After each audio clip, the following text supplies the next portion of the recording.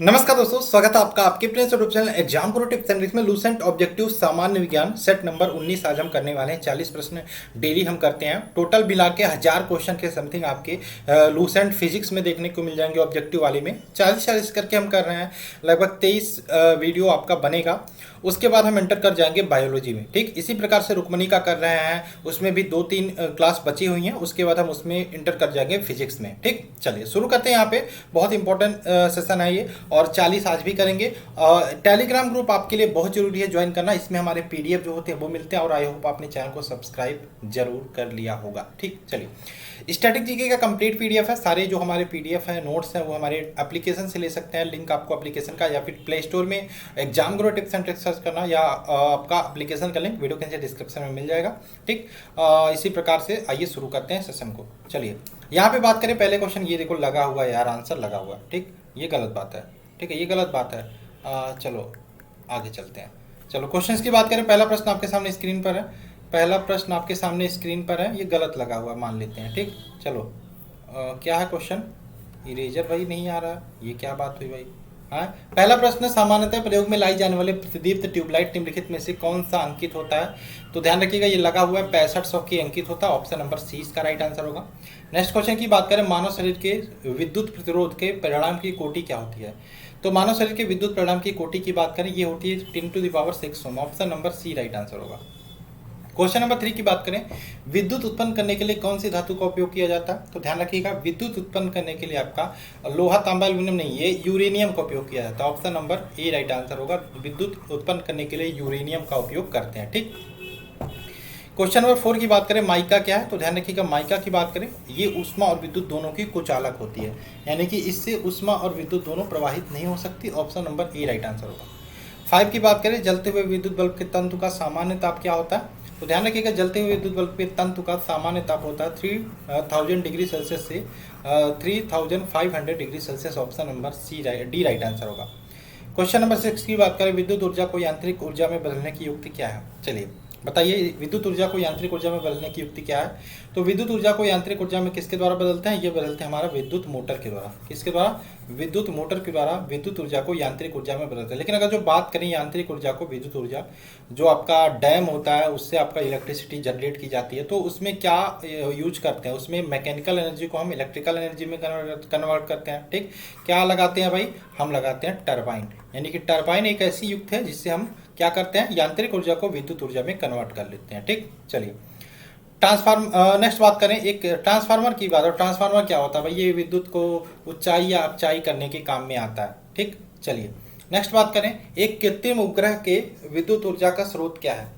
एक कृत्रिम उपग्रह के विद्युत ऊर्जा के का स्रोत क्या मतलब? एक आर्टिफिशियल अगर जो सैटेलाइट है, ठीक है, तो उसमें वो जैसे सैटेलाइट हम भेजते हैं ना, हम पृथ्वी से कोई सैटेलाइट भेजें, तो आर्यभट्ट नामक सैटेलाइट भेजें, तो वो कैसे चलेगा भाई? बैटरी कहाँ से लेगा? तो वहाँ पे सोलर प्लेटें लगी होती हैं। यानी कि मेन जो स्रोत होता है विद्युत ऊर्जा का वो सौर ऊर्जा होता है। Option number B right answer होगा। क्वेश्चन नंबर 8 की बात करें, रासायनिक ऊर्जा को विद्युत ऊर्जा में रूपांतरण किस प्रकार से होता है? तो आपने देखा होगा जो इलेक्ट्रॉनिक सेल्स होती है ना, वो आपकी रासायनिक ऊर्जा को विद्युत ऊर्जा में बदलती हैं। क्या आंसर हो जाएगा? Electronic cell. Electronic cell option number A right answer होगा। Electrolysis option number A right answer होगा।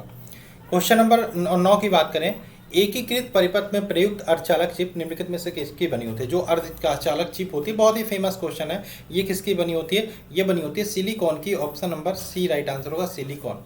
क्वेश्चन नंबर 10 की बात करें, प्रत्यावर्ती धारा यानी कि एसी करंट की बात करें, अल्टरनेटिव करंट की बात करें, और अगर जो बात करें दिष्ट धारा यानी कि डीसी करंट की बात करें, यानी कि डायरेक्ट करंट की बात करें, प्रत्यावर्ती धारा को दिष्ट धारा में परिवर्तित करने वाली युक्ति कौन सी है? तो एसी को डीसी में बदलने वाली युक्ति को हम बोलते हैं rectifier. Option number B right answer होगा, रेक्टिफायर। क्वेश्चन नंबर 11 की बात करें, ट्रांसफार्मर प्रयुक्त होते हैं। ट्रांसफार्मर क्या करने के लिए प्रयुक्त होते हैं? तो ध्यान रखिएगा एसी वोल्टेज को उपचयन या अपचयन करने में, मैंने बताया भी था ना। Option number D right answer हो जाएगा। क्वेश्चन नंबर 12 की बात करें, प्रतिदीप्त नली में सर्वाधिक सामान्यतः प्रयोग होने वाली वस्तु कौन सी है? प्रतिदीप्त नली में सामान्यतः प्रयोग होने वाली वस्तु कौन सी है?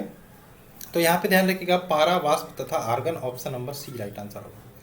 क्वेश्चन नंबर 13 की बात करें, 3 पिन बिजली के प्लग में सबसे लंबी पिन को जोड़ना चाहिए। 3 पिन वाली बिजली के प्लग में सबसे लंबी पिन को जोड़ना चाहिए आधार सिरे से। Option number A right answer होगा। क्वेश्चन नंबर 14 की बात करें, एक मकान पे दो बल्ब लगे हैं, उनमें से एक दूसरे से अधिक प्रकाश देता, मतलब दो बल्ब लगे हैं, मान लीजिए दो बल्ब हमने मकान में लगा दिए कुछ इस प्रकार से, एक बल्ब ये एक बल्ब ये, मतलब ये वाला कम प्रकाश देता है, ये वाला ज़्यादा प्रकाश देता है, यानी कि उनमें से एक दूसरे से अधिक प्रकाश देता है, तो निम्न में कौन सा कथन सही है। ठीक, प्रकाश की दीप्ति रेजिस्टेंस नहीं, ये गलत है। दोनों बल्ब में रेजिस्टेंस समान है, ये गलत है। अधिक प्रकाश वाले बल्ब में रेजिस्टेंस अधिक, हाँ ये सही है, ऑप्शन नंबर सी। अधिक प्रकाश वाला बल्ब जो होगा उसका जो रेजिस्टेंस होगा वो अधिक होगा, ऑप्शन नंबर यहाँ पे सी राइट आंसर होगा। क्वेश्चन नंबर 15 की बात करें, 1 किलोवाट घंटा, कल मैंने बताया था ना 1 किलोवाट घंटा कितने के बराबर होता है, तो जूल में बताना है, तो 3.6 इंटू 10⁻6 जूल के बराबर होता है 1 किलोवाट घंटा। ठीक, ऑप्शन नंबर इसका ए राइट आंसर होगा। 3.6 इंटू 10⁻6 जूल होता है 1 किलोवाट घंटा का मान। ऑप्शन नंबर 16 की, क्वेश्चन नंबर 16 की बात करें, फ्लोरोसेंट लैंप में चोक का प्रयोजन क्या होता है। CFL की बात हो रही है, कॉम्पैक्ट फ्लोरोसेंट लैंप CFL का फुल फॉर्म होता है, उसमें जो चोप लगी होती है उसका प्रयोजन क्या होता है, उसका प्रयोजन होता है जो प्रतिरोधकता होती है ना उसको कम करना, option number C right answer होगा। क्वेश्चन नंबर 17 के CFL का फुल फॉर्म ध्यान रखेगा, कॉम्पैक्ट फ्लोरोसेंट लैंप। LED का लाइट एमिटिंग डायोड। LCD का क्या होगा, आप लोग कमेंट करके बताएगा LCD का। ठीक है, LCD का क्या होगा आप लोग कमेंट करके बताना कि बता दें, चलिए बता देते हैं, लिक्विड क्रिस्टल डिस्प्ले। ठीक, चलिए क्वेश्चन नंबर 17 की बात करें, यदि किसी प्रारूपी पदार्थ का वैद्युत प्रतिरोध गिरकर शून्य हो जाता है तो उस पदार्थ को क्या कहते हैं। यदि किसी प्रारूपी पदार्थ का वैद्युत प्रतिरोध गिरकर शून्य हो जाता है तो उस पदार्थ को क्या बोलते हैं, उस पदार्थ को बोलते हैं अतिचालक, option number A right answer होगा। क्वेश्चन नंबर 18 की बात करें, यदि किसी प्रतिरोध तार को लंबा किया जाए, यदि किसी प्रतिरोधक तार को लंबा किया जाए तो उसका प्रतिरोध क्या होगा, जो प्रतिरोधक तार को लंबा करोगे तो उसका प्रतिरोध भी बढ़ेगा, option number A right answer होगा। 19 की बात करें, विद्युत मरकरी लैंप में रहता है, विद्युत मरकरी लैंप में की बात करें कम दाब पर पारा रहता है, option number A right answer होगा, कम दाब पर पारा। क्वेश्चन नंबर 20 की बात करें, बिजली के पंखे की गति बदलने के लिए प्रयुक्त साधन कौन सी है। बिजली के पंखे की गति बदलने के लिए प्रयुक्त साधन की बात करें आपका कौन सा है, तो इसका आंसर हो जाएगा रेगुलेटर, हम लगाते हैं, option number B right answer होगा रेगुलेटर। क्वेश्चन नंबर 21 की बात करें, MCB आपने देखा होगा घरों में लगी होती है, लघु पतन यानी कि शॉर्ट सर्किट को रोकने के लिए। शॉर्ट सर्किट के मामले में, लघु पतन के मामले में MCB जो होता है विद्युत की पूर्ति को काट देता है। यह किस पर कार्य करता है, तो ध्यान रखिएगा यह धारा के तापन प्रभाव पर कार्य करता है, option number D right answer होगा। क्वेश्चन नंबर 22 की बात करें, 1 वोल्ट कितने के बराबर, तो 1 वोल्ट की बात करें ये कितने के बराबर होता है, तो 1 वोल्ट 1 जूल प्रति कूलाम के बराबर होता है, option number B right answer होगा। क्वेश्चन नंबर 23 की बात करें, यह जब साबुन का बुलबुला आवेशित किया जाता है तो क्या होता है, जब साबुन का बुलबुले को आवेशित करते हो यह फैलता है, option number B right answer होगा। 24 की बात करें, डायनमो एक मशीन है जो क्या करता है, तो डायनमो ध्यान रखिएगा एक मशीन है जो यांत्रिक ऊर्जा को विद्युत ऊर्जा में परिवर्तित करता है। क्या करता है डायनमो आपका, क्या करता है, यांत्रिक ऊर्जा को विद्युत ऊर्जा में परिवर्तित करता है, ऑप्शन नंबर इसका डी राइट आंसर होगा। ठीक, आगे चलें। क्वेश्चन नंबर 25 की बात करें, एक धारावाही चालक किससे संबंधित है, तो धारावाही चालक की बात करें, सारे क्वेश्चन आपके विद्युत इलेक्ट्रिसिटी चैप्टर से है। ठीक है, धीरे धीरे देख रहे हो आप किस प्रकार से आगे बढ़ रहे हो। ठीक, एक धारावाही चालक किससे संबंधित है, तो ये विद्युत चुंबकीय क्षेत्र से संबंधित है, option number C right answer होगा। क्वेश्चन नंबर 26 की बात करें, कौन सा उपकरण विद्युत प्रतिरोध को मापता है, तो विद्युत प्रतिरोध को मापने वाले यंत्र की बात करें तो आपका है ohm metre, option number D right answer होगा। 27 की बात करें, अस्थायी चुंबकन किस स्थिति में किया जाता है, अस्थायी चुंबकन किस स्थिति में किया जाता है, ये किया जाता है इस्पात की स्थिति में, option number D right answer होगा। क्वेश्चन नंबर 29 की बात करें, अब देखो अस्थायी चुंबक किसके बनाए जाते हैं भाई, अस्थायी चुंबक की बात करें किसके बनाए जाते हैं, ये बनाए जाते हैं आपके नर्म लोहे के, option number B right answer होगा। 29 की बात करें, विद्युत चुंबक नर्म लोहे के बनाए जाते हैं, क्यों विद्युत चुंबक नर्म लोहे के बनाए जाते हैं, क्योंकि अधिक चुंबकीय प्रवृत्ति तथा अधिक धारण क्षमता के कारण, अधिक चुंबकीय प्रवृत्ति तथा अधिक धारण क्षमता के कारण यहाँ पे जो विद्युत चुंबक होते हैं वो नर्म लोहे के बनाए जाते हैं, option number C right answer होगा। 30 की बात करें, यदि एक चुंबक को 2 भागों में विभक्त कर दिया जाए तो क्या होगा, यदि एक चुंबक को 2 भागों में विभक्त कर दें तो हमारा क्या होगा, दोनों भाग पृथक पृथक चुंबक बन जाते हैं, यानी कि option number A right answer होगा, दोनों भाग पृथक पृथक चुंबक बन जाते हैं। 31 की बात करें, किसी चुंबक की आकर्षण शक्ति सबसे अधिक कहाँ होती है, किसी चुंबक की आकर्षण शक्ति की बात करें सबसे अधिक कहाँ होती है, ये होती है दोनों किनारों पर, सर्वाधिक कहाँ होती है, दोनों किनारों पर, option number A right answer होगा। क्वेश्चन नंबर 32 की बात करते हैं, किसी चुंबक की आकर्षण शक्ति सबसे कम कहाँ होती है, किसी चुंबक की आकर्षण शक्ति सबसे कम कहाँ होती है? तो सबसे कम की बात करें आकर्षण शक्ति होती है मध्य पे, option number B right answer होगा। 33 की बात करें, निम्न में कौन सा कथन असत्य है? निम्न में कौन सा कथन असत्य है? ठीक, क्या क्वेश्चन है? चुंबक के समान ध्रुवों के बीच प्रतिकर्षण होता है, ये तो सही है भाई, समान ध्रुवों के बीच प्रतिकर्षण होता है। चुंबक के विपरीत ध्रुव के बीच आकर्षण होता है, ये भी सही है। एक विलग ध्रुव का कोई अस्तित्व नहीं होता, हाँ ये भी सही है। किसी चुंबक को बीच से तोड़ देने पर दोनों ध्रुव अलग अलग हो जाते हैं, नहीं अलग अलग नहीं हो जाते हैं। दोनों चुंबक जो होते हैं अलग अलग मतलब चुंबक की भांति व्यवहार करते हैं। ठीक है, ऑप्शन नंबर डी इसका असत्य है, ये असत्य है।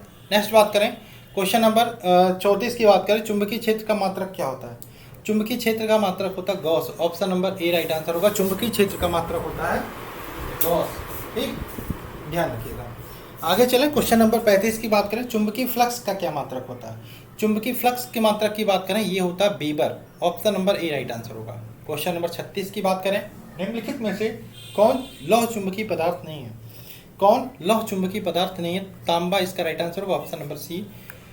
37 की बात करें, निम्नलिखित में से कौन अनुचुंबकीय पदार्थ है? तो ध्यान रखिएगा, इनमें क्या आंसर हो जाएगा, कौन अनुचुंबकीय पदार्थ है? तो ऑप्शन के हिसाब से देखो ऑक्सीजन इसका राइट आंसर हो जाएगा। क्वेश्चन नंबर 38 की बात करें, लौह चुंबकीय पदार्थ के भीतर परमाणुओं के असंख्य अति सूक्ष्म संरचनाओं को क्या कहा जाता है? लौह चुंबकीय पदार्थों के भीतर परमाणुओं के असंख्य अति सूक्ष्म संरचनाओं को क्या कहा जाता है? इसको बोलते हैं डोमेन, यानी कि option number C right answer होगा। 39 की बात करें, एक डोमेन में परमाणुओं की संख्या कितनी होती है? तो एक डोमेन में परमाणुओं की संख्या होती है 10 पे पावर 15 से 10 पे power 18, option number B. Next बात करें, अस्थायी चुंबक जिस पदार्थ का बना होता है वह कौन सा है? तो अस्थायी चुंबक जिस पदार्थ का बना बोलते हैं उसे बोलते हैं ferromagnetic, option number A right answer हो जाएगा। तो आई होप आपको 40 के 40 क्वेश्चन अच्छे लगे होंगे। इसी प्रकार से आपके 3-4 और वीडियो बचे हैं, उसके बाद आपका ये जो लूसेंट ऑब्जेक्टिव साइंस में फिजिक्स है वो खत्म हो जाएगा, उसके बाद हम बायोलॉजी शुरू कर देंगे। ठीक, चलिए मिलते हैं शुरू में। जय हिंद दोस्तों, जय भारत।